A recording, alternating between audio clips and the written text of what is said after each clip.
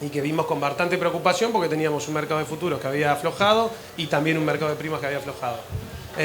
Después sí empezó a acentuarse un poco más el tema de la guerra comercial y por último, hace 10 días se anunció una escalada en lo que es la guerra comercial entre Estados Unidos y Europa, y eso sí definitivamente hizo que China se pusiera muy nerviosa con respecto a las compras de soja sudamericana, porque parte de esa afluencia de soja americana que va a Europa, los europeos tuvieron que venir a reemplazarla con soja también brasilera. Entonces nos encontramos con un Brasil con un farmer selling relativamente bajo, un avance de cosecha relativamente interesante, pero dentro de la media, pero que a su vez, con un productor que no vendía y un chino que necesitaba comprar, hizo que las bases sudamericanas empezaran a tener una mejora sensible, que es la que estuvimos viendo todos estos días.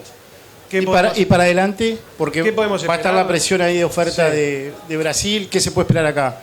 Todo va a depender del farmer selling de Brasil, obviamente, y del flujo que pueda haber desde la logística brasilera. Los puertos de Brasil, que estuvieron bastante complicados durante el mes de febrero, se han normalizado o bajado bastante los tiempos de demora y están cargando con bastante fluidez. Donde el productor brasilero se ponga a tiro con las ventas, claramente va a ser un competidor muy importante que vamos a tener nosotros para el periodo de nuestra cosecha, ¿sí?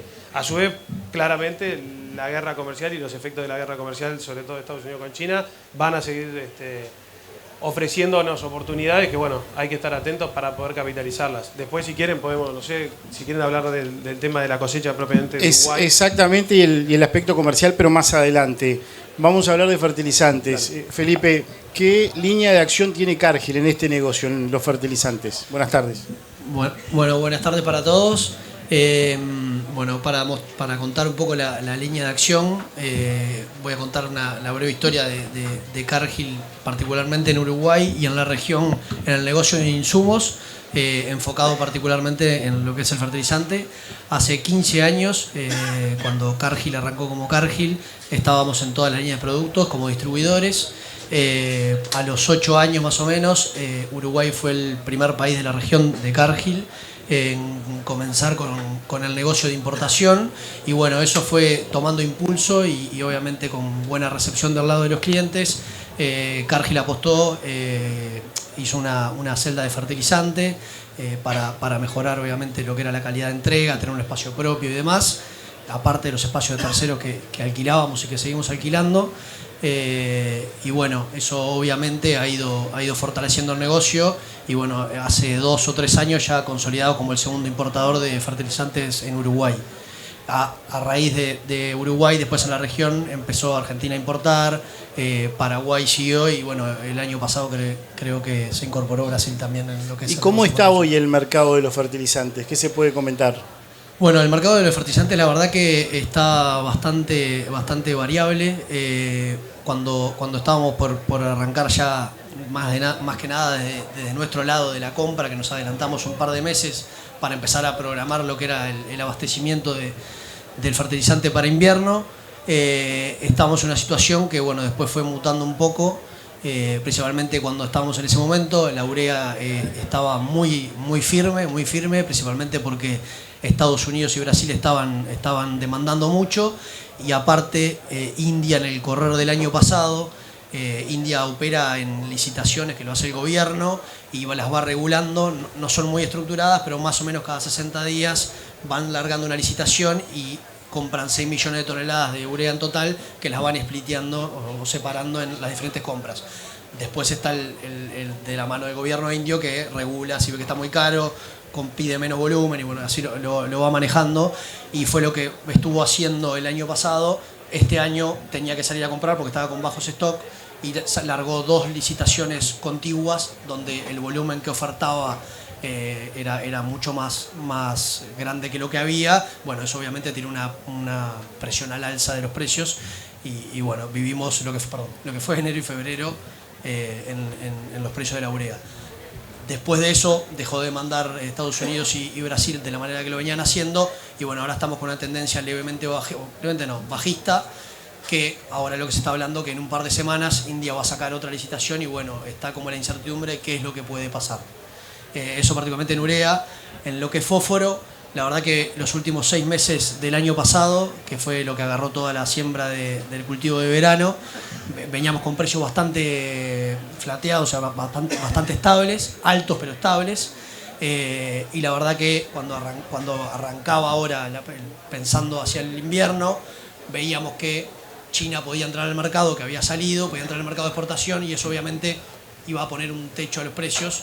La realidad es que cuando fue a pasar eso, China al final decidió seguir abasteciendo su mercado interno, no entró, y eso hizo que los precios se mantuvieran sin mercados demandando tanto. Brasil un poco, pero el resto no tanto. Y lo que vimos ahora, que todavía no se reflejó en el mercado local, subió mucho el precio del azufre, que es la materia prima para el ácido sulfúrico, para producir mápida principalmente, y eso lo que hizo fue subir mucho el precio, se achicó mucho la oferta para los productores de fertilizante, y ahí lo que hicieron los productores, se retiraron del mercado. Eso obviamente hizo que suban, y cuando volvieron al mercado salieron con precios $40 arriba de los que estaban. Y bueno, parece que, salvo que China entre al mercado, y hay que ver cómo entra, si acompaña los precios o pone un techo, es lo que va a marcar un poco la tendencia. Yo creo que igual, de cualquier manera, parte de las compras para invierno ya están hechas, y bueno, creo que se va a nivel importador. A nivel importador uruguayo. Bien, o sea que disponibilidad y demás. Disponibilidad, yo creo que sí, no hay mucho problema. Lo único que te puede afectar ahí un poco es a fines del año pasado, Argentina fue sacando paulatinamente los impuestos a la importación que había, y eso los hizo muy competitivo el fertilizante. Entonces, Argentina, no dicen que va a aumentar la demanda, pero sí lo que está haciendo, se adelantó viendo el beneficio que había en la conversión. Y después, por último, el cloruro de potasio, que también se usa mucho acá. El cloruro de potasio, como siempre muestro cuando hago las presentaciones, todos los productores que hay son muy pocos países, entonces el precio generalmente es muy estable, pero viendo el cloruro de potasio fue el último en realidad fue el último en bajar, y que quedó quedó muy competitivo versus los precios de los granos.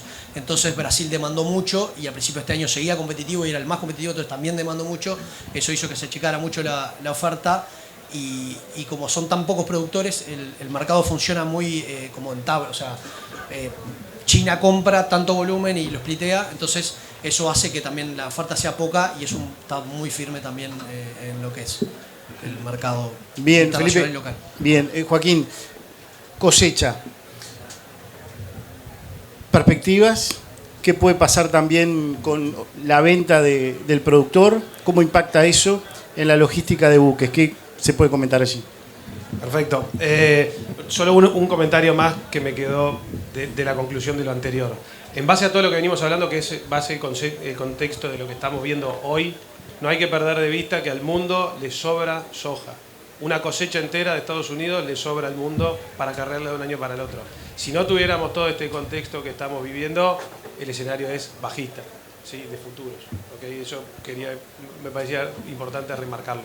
Estamos en un contexto que lo está sosteniendo, pero bueno, cualquier corrección en la situación actual, tenemos un contexto pesado para los productos. Con respecto a la soja, a la cosecha que se nos viene, vamos a tener, si Dios quiere, una cosecha muy importante de entre 3 millones, dependiendo del número donde cada uno se pare en cuanto a las áreas y un poco los rindes que estamos proyectando, pero claramente estamos viendo una cosecha que va a estar arriba de los 3.2 millones de toneladas, con posibilidad de irse a 3 millones y medio. Un farmer selling o ventas por parte del productor que no está más del 10% al día de hoy. Es un atraso importantísimo, el segundo más bajo histórico a esta fecha. Y estimamos que puede haber un compromiso de volumen por diferentes cuestiones de quizás un 20%. Con lo cual, la conclusión es que al productor uruguayo le falta muchísima soja por comercializar. Y a su vez, toda esta incertidumbre que ha habido en el negocio en los últimos meses han generado que el libro de barcos para lo que es la cosecha uruguaya sea bien magro este año. Hay muy pocos barcos de soja uruguaya vendida. Nadie sabe exactamente cuánto es ese número, pero les podemos garantizar que es poco.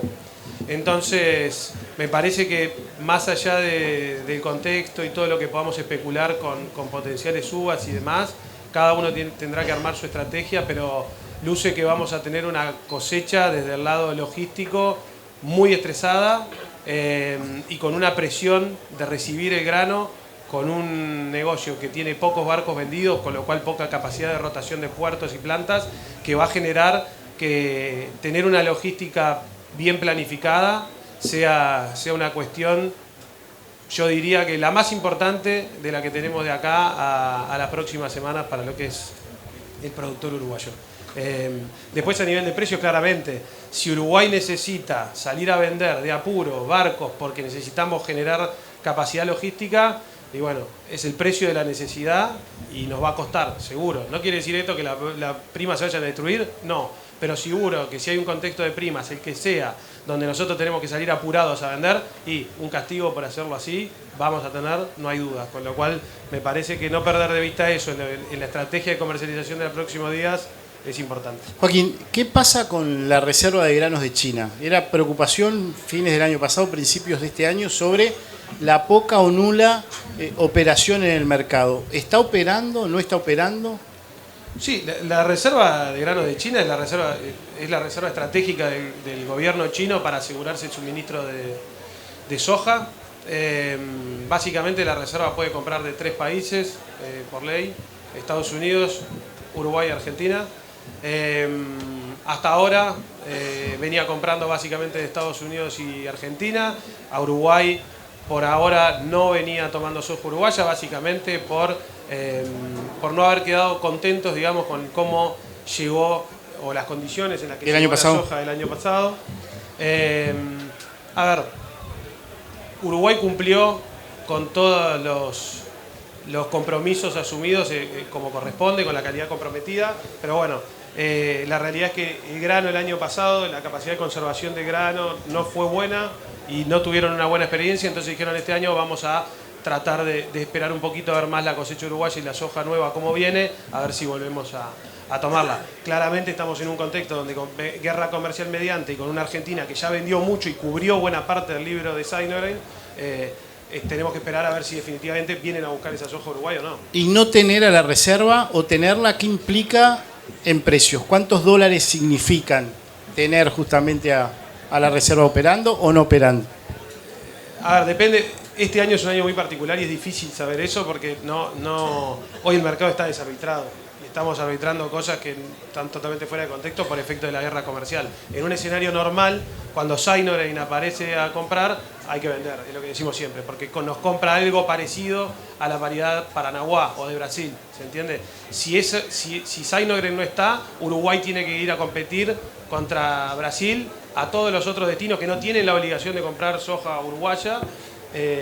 Y ahí, digamos, el descuento de calidad que tenemos. Primero, Uruguay tiene 2 puertos, hace Nueva Palmira y Montevideo. Cuando vas a cargar un puerto de Brasil, cargas en un solo puerto un barco entero. Entonces eso tiene un costo logístico importante y a su vez tenemos una penalidad de calidad importante.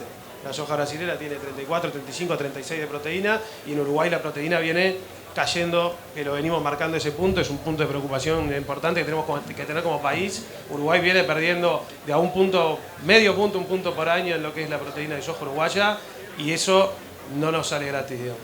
Bien, hablemos ahora de carinata, colza, pero me gustaría que Gabriel comente lo que es la línea de sustentabilidad, que son la que enmarca el programa tanto de colza como de carinata. ¿Qué implica la palabra sustentabilidad? La palabra sustentabilidad implica muchísimas cosas.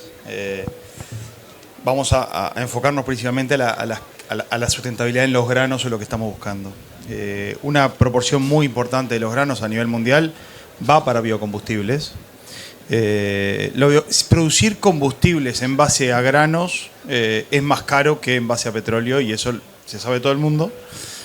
Pero son políticas que establecen los países de corte o consumidores que por el otro lado pagan un premio por estos granos. Entonces, ese premio, ese requerimiento que hay en muchos casos va atado a políticas de sustentabilidad o, como decirlo de alguna manera, certificaciones en algunos productos. Después están la parte más normativa de sustentabilidad, que viene haciendo ruido. Este año teníamos la normativa de la Unión Europea para importar varios productos. Los que más preocupaban las cadenas agrícolas uruguayas era la carne, la soja y la madera. donde claramente son 3 cadenas totalmente distintas. Por suerte eso se postergó un año más, pero son factores que yo los veo como oportunidades para Uruguay, no como amenazas. O sea, hoy estamos parados en un país que ya desarrolló gran parte de su área agrícola, que tiene una rotación consolidada, que nos conocemos casi todos, y yo creo que son todos nichos que podemos aprovechar bien, y nos vemos como país haciendo algunos detalles y algunas cosas con una posibilidad para atender esa demanda o esos requerimientos, ¿no? Son 2 cosas distintas. Uno es la sustentabilidad para biocombustibles y, como podemos ver en la carinata, los premios, y otras son las demandas de algunos mercados que vienen creciendo, pero sin lugar a dudas se encuentran con restricciones. Esta postergación de la Unión Europea en su política de importación de los productos agrícolas se da principalmente porque no estaban encontrando mercados que puedan cumplir con esto. O sea que mi foco sería claramente en no asustarnos, mirarlos como oportunidades, ir escuchando, tampoco salir como locos a certificar todo y poner normativas y prohibiciones, sino ir acompañando lo que hacen los mercados, y creo que es uno de los temas que Uruguay como política tendría que ir en el pelotón de punta y no de cola, porque es una oportunidad sin lugar a dudas. Bien, Joaquín, en estos últimos días se anunció el acuerdo entre Cargill y Nucid, y está sobre la mesa una propuesta comercial para el cultivo de carinata que tiene como destino final la producción de biocombustibles. ¿Por dónde va esa política? Bueno, sí, lanzamos la semana pasada el nuevo proyecto que tenemos en conjunto con Nucid y British Petroleum.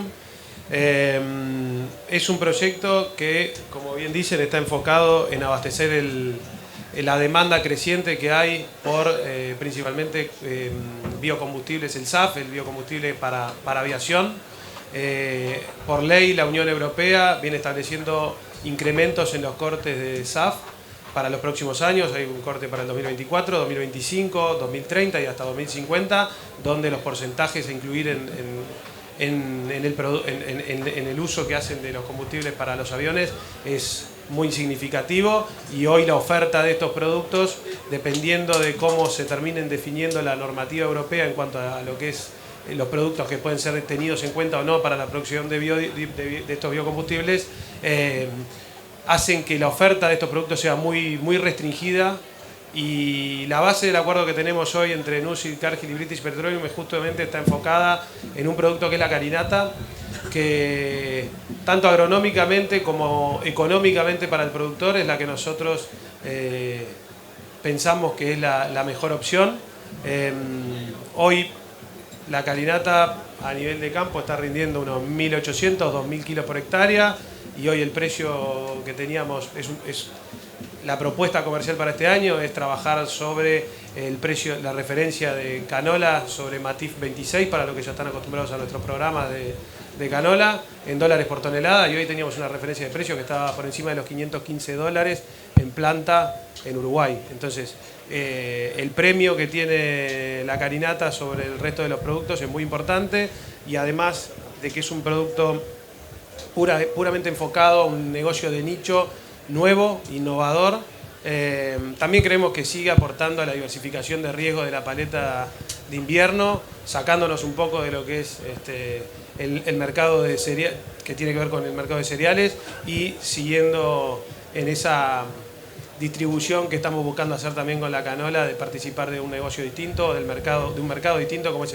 el mercado de aceites, y que es a donde está asociada la carinata.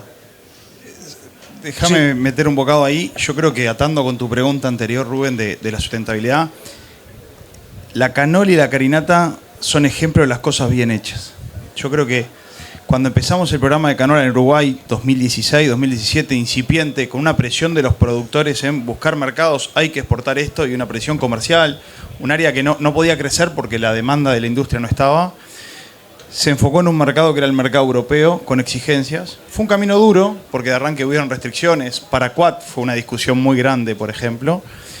Pero sin lugar a dudas, ese camino bien hecho de pequeños detalles en el mercado que apuntar y cómo apuntar con la mercadería, nos permite ser el mayor exportador de canola del cono sur. 8 o 10 años después, nuestros países vecinos están pensando en canola. Entonces, ya ganamos un camino, ganamos en tecnología y ganamos en muchas cosas y nos consolidamos como mercado. Después van los vaivenes del mercado, hay años que sirve más producir, hay años que no, hay años que vale más el aceite, hay años que valen más los cereales, pero tenemos un know-how y un camino recorrido. Y esa buena imagen que dejó Uruguay en Europa, con la canola específicamente, fue lo que hizo venir principalmente a la carinata con tanto foco en Uruguay. Hoy la carinata, el programa de Cargill de carinata, tiene un premio de $65 sobre el programa de canola, o sea que tiene una compensación, hay que cubrir la sustentabilidad, pero hay $65 más por tonelada sobre su hermana. Pero también, esto es una infidencia, es la carinata más cara que va a comprar Europa. O sea, el programa que está hoy establecido es la carinata más grande que va a comprar Europa. Y esa defensa que se hizo, ¿por qué Uruguay va a poder tener mejor precio de un producto que los hermanos de los países vecinos?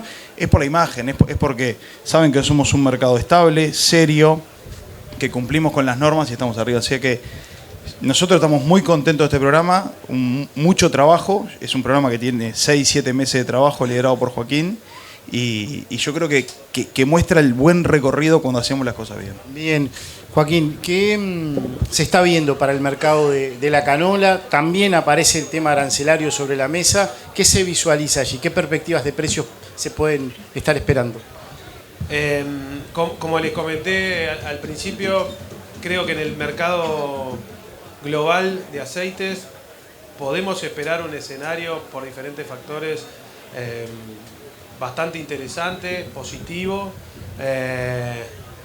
Seguimos teniendo estructuralmente un problema con el aceite de palma, básicamente, que es el principal aceite exportado a nivel mundial y que está enfrentando problemas importantes desde el lado del suministro y a su vez con los países productores que están aumentando exponencialmente sus cortes para utilizarlo como biocombustible al aceite de palma, y eso obviamente le está poniendo mucha presión al resto de los productos en sustituir el aceite, este aceite que tiene un peso muy importante. Si se acuerdan, lo vimos en las presentaciones de los años pasados. Dicho esto, claramente lo que estamos viendo es la canola va a tener vaivenes muy importantes asociados a lo que estamos viendo a la guerra comercial que hay hoy entre Canadá y China, pero también entre Estados Unidos y Canadá. Y esto va a generar disrupciones con el mercado canadiense de canola, que es el principal exportador mundial de canola, muy importantes, y hay que estar muy atento y seguirlo para poder aprovechar las oportunidades que esto nos dé. Ahora, como Uruguay, nosotros tenemos una ventaja competitiva hoy con nuestra canola muy importante y que tenemos que saber capitalizar. La canola uruguaya es no GMO. Son muy poquitos los países en el mundo hoy que están produciendo canola no GMO, y Europa, como principal importador del mundo, su prioridad es importar canola no GMO. Nuestro otro competidor es Australia. Y nosotros lo que estamos pensando o viendo es que potencialmente China, en conflicto con Canadá, ¿sí?, donde lo grabó con un porcentaje muy relevante de aranceles de más del 100% para la harina de canola, para el aceite de canola, muy posiblemente pueda estar reemplazando parte de lo que no está comprando o que no va a poder comprar en Canadá desde Australia.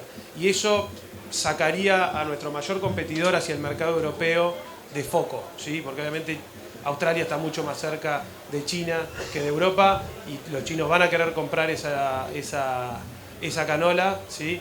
Claramente ahí hay un tema que no menor, que es China tiene a su vez restricciones para comprar canola australiana desde el COVID, cuando Australia lo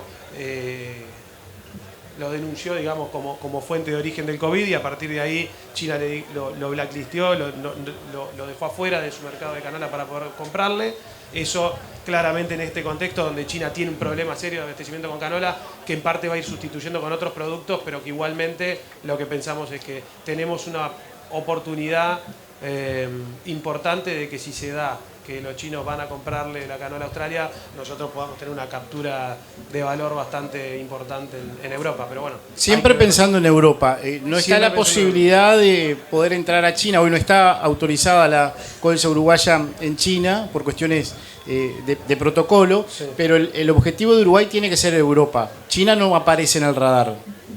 Lo primero y más importante es que la canola GMO tiene un descuento sobre el precio de la canola no GMO de $50. Y eso Europa no va a dejar que eso cambie porque la necesita, ¿se entiende? Entonces, más allá de eso, China tiene, hay solo 4 países que le pueden vender a China, ¿sí? Que son países amigos, digamos, Rusia, Bielorrusia y Mongolia, y el resto de los países del mundo no están autorizados a vender. Pero básicamente lo más relevante es que la canola no GMO tiene un premio sobre la GMO, y ese mercado hoy es Europa.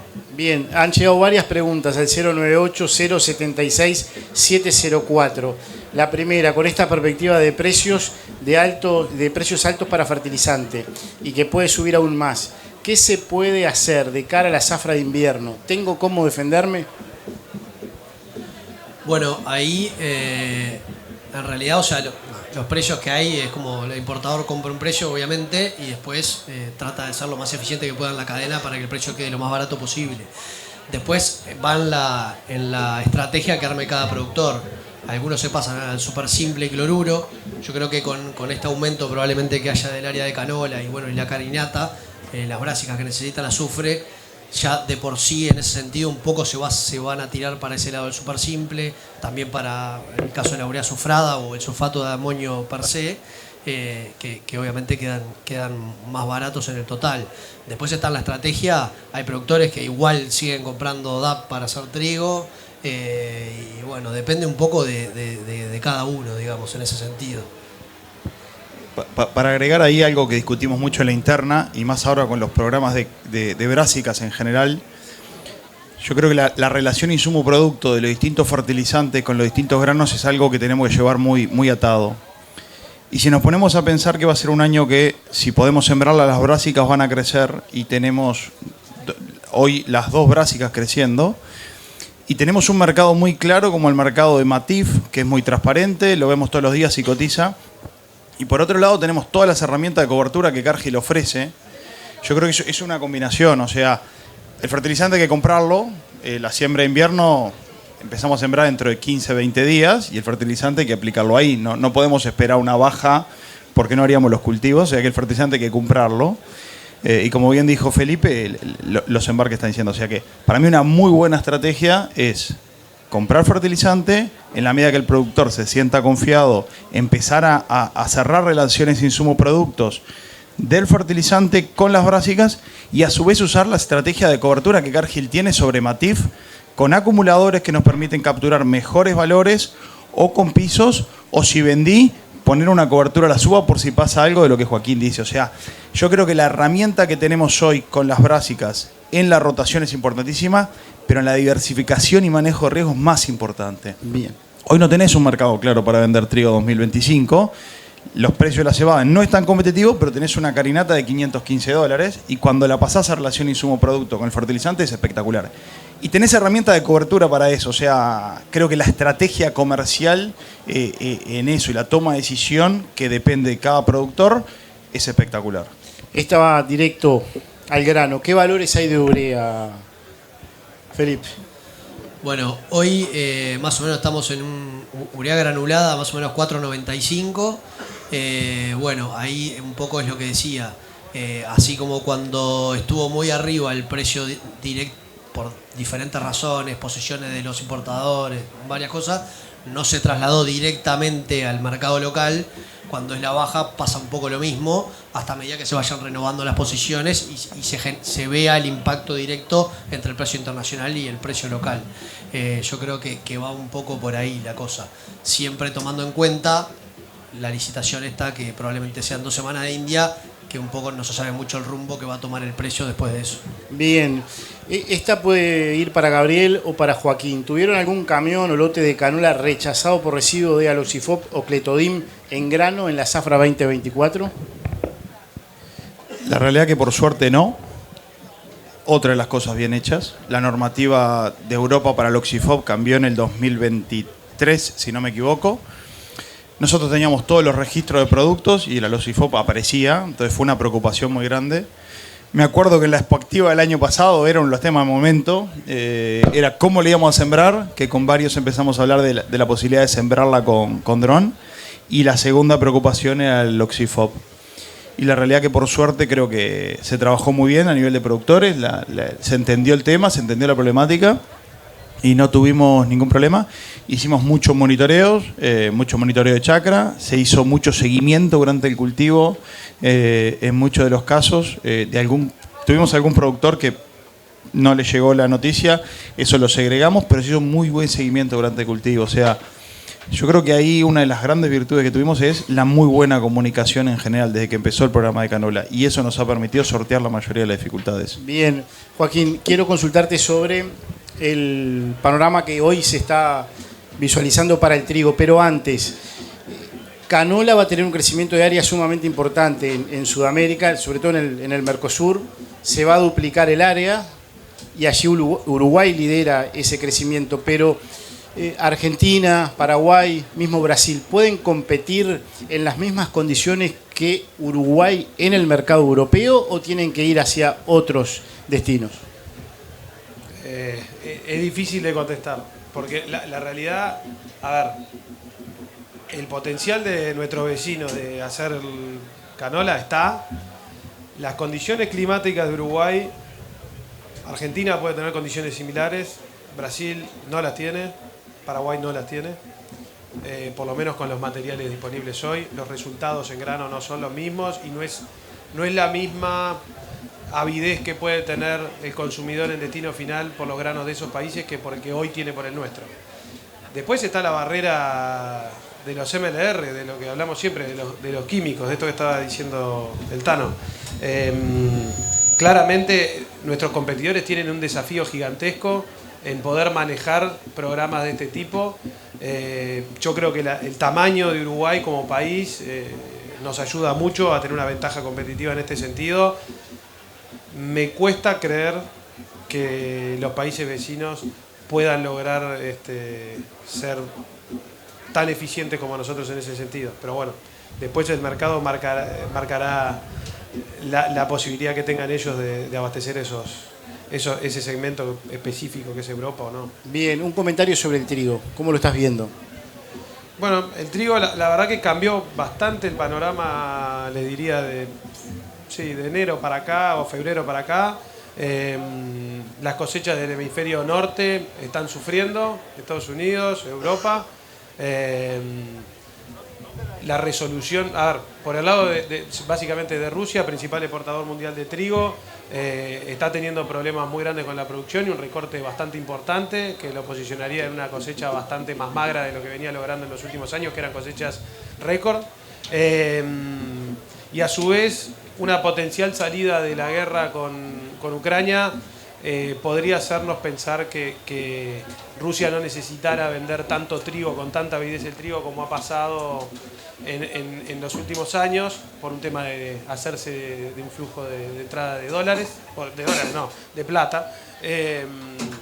Y obviamente tener una Rusia más restrictiva en las exportaciones está generando un repunte en la referencia del trigo, que lo estamos viendo en Chicago, en Matif, en las últimas semanas, de cara a la cosecha que viene, que son interesantes. La verdad que pinta bien. Yo creo que tenemos un escenario en general para los precios de los cultivos de invierno que a mí me entusiasman, digamos. Crece el área de colza, cebada por lo general se mantiene estable, el trigo crece. Y bueno, va a estar ahí peleando con las brásicas, me parece. Lo más sano sería que el trigo se pudiera mantener y que creciera en el resto. Pero bueno, hay que ver ahí cómo termina cerrando la cuenta ahora cuando estén haciendo los números. Obviamente hay un tema de rotaciones que va a estar también jugando su papel. Pero creemos que, hoy los números, con los precios que podemos llegar a estar proyectando para las próximas cosechas, lucen interesantes. Bien, la última pregunta para Gabriel. Oportunidades de mejora para la cadena agrícolas, teniendo en cuenta todo el contexto que describiste al comienzo. Buena pregunta. Voy a tomar una frase que escuché al ministro O'Donnell decir la semana pasada y después voy a explayarme. Estamos bien, pero podemos estar mejor. Y esa creo que es la frase que nos define mejor. Yo creo que tenemos muchos desafíos. Escuchaba la respuesta que te decía Joaquín de la canola y de los vecinos. Yo creo que una cosa que tiene que poner mucho foco Uruguay es empezar a medir el costo de tonelada arriba del barco, que incluye toda la cadena. Estamos acostumbrados a hablar de los costos por hectárea o los costos por tonelada a la salida de la portera, pero tenemos que pensar la cadena agrícola como una sola y el costo por tonelada puesto de arriba. La mayoría de lo que producimos son commodities, sean para alimentación humana, sea para alimentación animal o sea para hacer biocombustibles, pero son commodities, que podemos tener cierto grado de diversificación en algunos de ellos, pero no en todos. Diferenciación con algún premio, como estamos teniendo en la carinata, pero en definitiva es una competencia por costo de tonelada producida. Y yo creo que Uruguay tiene un trabajo para hacer bastante interesante en toda la cadena. Digo, canola y soja creo que tienen un trabajo para hacer en productividad, que está bastante estancado. Y veníamos de una charla que hablaba Tato de bastantes cosas para hacer en la productividad y cómo cortar esa barrera de los 2.000 kilos promedio en soja, sin lugar a dudas. Nuestro DEB y nuestra curva de crecimiento de la productividad está bastante estancada. O sea que como principal tarea en esos dos cultivos está ahí. Y seguir un poco el ejemplo que pasó con el trigo. O sea, uno cuando muestra presentaciones de los rendimientos esperados en trigo en Uruguay, ni los argentinos ni los brasileños nos creen la productividad que estamos teniendo por hectárea. O sea, estamos sin lugar a dudas muy por arriba en promedio de nuestros vecinos. Entonces, ese es un factor a seguir. Y después los costos claros de Uruguay. O sea, Uruguay es caro y tiene algunas ineficiencias, sobrecostos, y yo creo que hay muchísimas oportunidades de sinergia en la cadena agrícola, que tenemos que mirar la cadena agrícola como una sola. ¿Qué ejemplo de sinergia podés dar? Yo te pongo un ejemplo que lo estamos charlando y que salió el año pasado también en la Expactiva. El costo de la energía eléctrica. Para cualquier planta de resivo de granos, el costo fijo de la energía eléctrica es mortal. El costo de la energía contratada. Nosotros tenemos que contratar la energía de una planta pensando en el pico máximo de resivo. Entonces, el cano que se pagan 12 meses por año por 15 días de cosecha. Ahora, ese foco de energía contratada es totalmente complementario con el sistema de riego. Y las plantas de silo están cerca de los sistemas de riego. Entonces, hay que mostrarnos como un sector y decir, la energía contratada es la misma para el riego que para las plantas de silos. ¿Por qué? Porque ¿Cómo tiene el arroz allí, por ejemplo? El arroz tiene unos descuentos similares. Desconozco cómo tiene arroz, pero tenemos que defender nuestra estrategia. Entonces, ir y decir, la energía, cuando yo la consumo, no está siendo para riego. Cuando el riego la consuma, no está para las plantas. Entonces, nos están cobrando doble. Ese es un caso concreto. Otro ejemplo concreto con la energía. Los picos máximos de uso de energía de las plantas son en otoño y en primavera, que no coinciden con los picos máximos de energía que se usan en la vida de las personas, que es invierno y verano. Entonces, no hay una matriz energética pensada para las plantas de silo, sino tenemos un costo. Ese es un ejemplo claro de un ganar-ganar de la cadena y del sector. Y yo creo que como esos hay muchísimos ejemplos que Uruguay tiene que empezar a trabajar, que hay tecnología y que no son recaudatorios, porque termina siendo un costo que te hace que muchas veces te limite ciertas cosas. Entonces yo creo que ejemplos como ese hay un montón. Son chiquitos, no hay nada que nos va a dar 15, 20 dólares de competitividad, pero la cadena tiene que empezar a charlar de esas cosas y esa sinergia entre los sectores. Bien, muchísimas gracias. Dije la última, pero esta es la última porque va al pecho. ¿Cuál va a ser, para Joaquín, cuál va a ser el precio de la soja en mayo? Por si vale la pena vender ahora o no. Sería algo útil ese dato, dice el productor. Eso les iba a decir. Tenemos un tablero en la oficina que no sé qué apostamos, pero algo apostamos que cada uno puso el precio. O sea que yo pago siempre, cualquiera sea el resultado, pero le dejo a Joaquín. No, a ver, es imposible contestar esa pregunta, imposible. Cada uno tiene que trabajar en base a un poco estos datitos que estuvimos trabajando, que es un poco lo que miramos nosotros todos los días.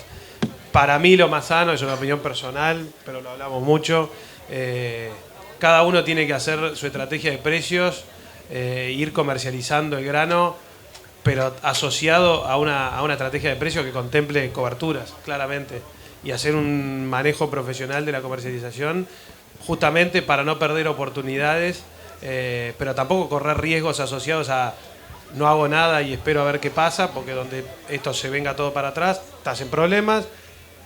Hay herramientas específicas para trabajar sobre el manejo de riesgos, para no tener que estar trabajando esperando a ver si se da o no se da el número que estoy esperando que llegue.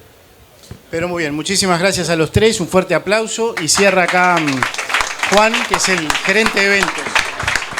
Bueno, nada, muchísimas gracias un año más por acompañarnos. Otra vez este año vamos a traer música en vivo ahora en un ratito. Los invitamos a quedarse a comer algo y a tomar algo fresco. Así que nada, en nombre del equipo de Cargill, muchísimas gracias a todos. Rubén, un maestro, muchísimas gracias.